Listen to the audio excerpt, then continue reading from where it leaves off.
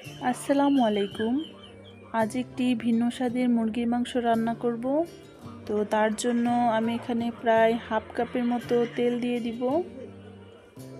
এবার আমি প্রায় 1.5 কাপের মতো পেঁয়াজ চিকন চিকন করে কুচি করে নিয়েছিলাম, এটা দিয়ে দিব।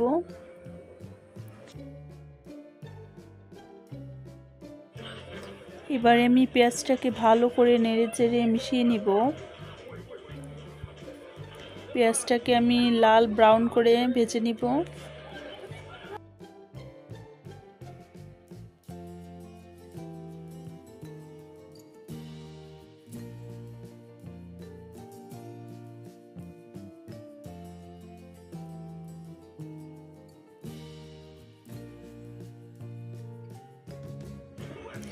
এখানে আমি গরম মশলা অ্যাড করে নিব। এবারে এর ভিতরে আছে 2-3টা তেজপাতা, 3 টুকরা দারুচিনি, 3-4টে এলাচ ও 3-4টে লং।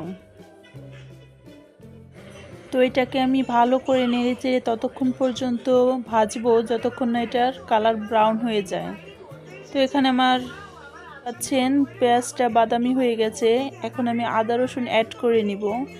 এখানে আমি 2 চামচ আদা রসুন পেস্ট দিয়ে দিব।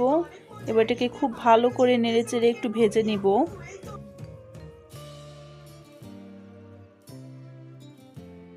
এখানে আমি আদা রসুন বাটা দেওয়ার পরে 2-3 মিনিটের মতো ভেজে নিব।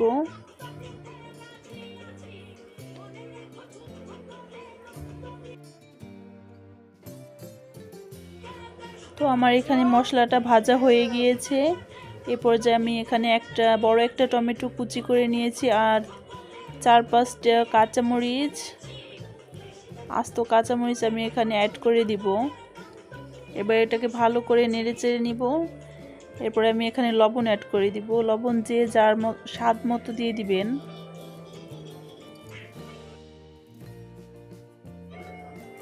তো এটাকে আমি প্রায় 3-4 মিনিটের মতো একটু ভেজে নিব।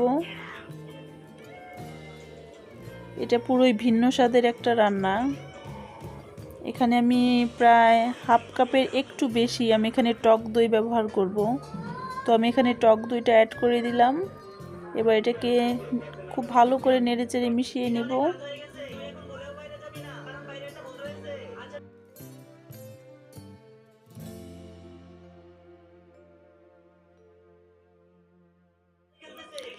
এখানে আমি আরও অ্যাড করে নিব 1 চা চামচের মতো টমেটো সস। এটা চাইলে আপনারা স্কিপও করতে পারেন।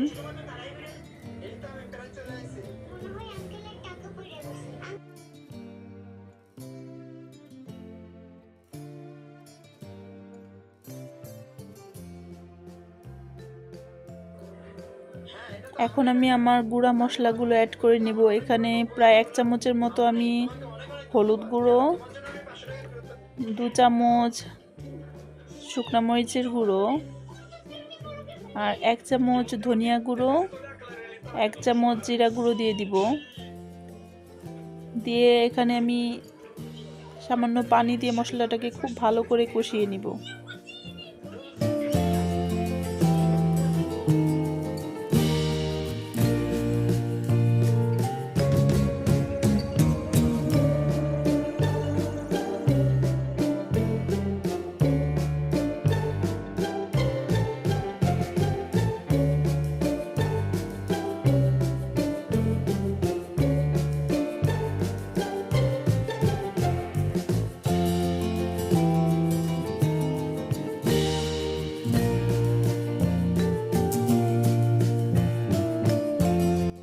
মশলাটা আমি ততক্ষণ কষাবো যতক্ষণ না মশলার উপরে তেল উঠে আসে।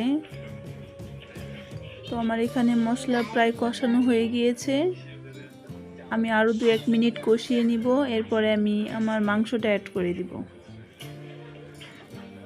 তো এখানে আমি মাংসটা আগে থেকে ধুয়ে পানি ঝরিয়ে রেখেছিলাম। এখানে আমি মুরগির মাংস ব্যবহার করব। আপনারা চাইলে গরুর মাংসও ব্যবহার করতে পারেন। এবার আমি মশলাটার সাথে মাংসটাকে খুব ভালো করে মিক্সড করে নিব। এটাকে ঢেকে খুব ভালো করে কষিয়ে রান্না করতে হবে। তো এখন আমি এটাকে ঢেকে দিব এবং 5 মিনিটের মতো জাল করে আবার একটু নেড়ে দিব।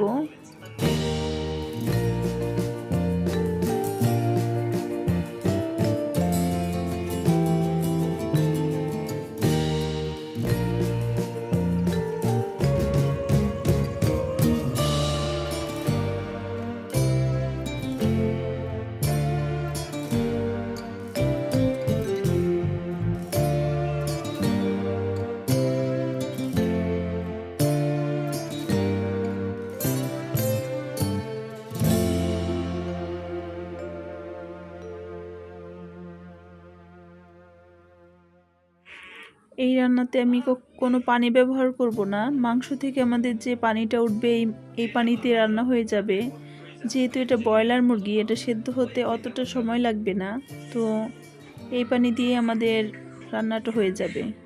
এক্সট্রা আমি কোনো পানি এখানে ব্যবহার করব না।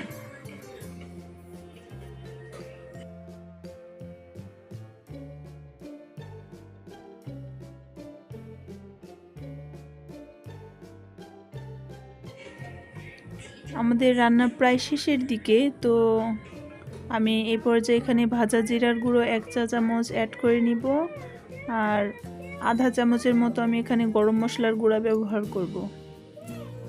তো এটাকে দিয়ে দিলাম। এবারে খুব ভালো করে মিক্সড করে নিব এটাকে।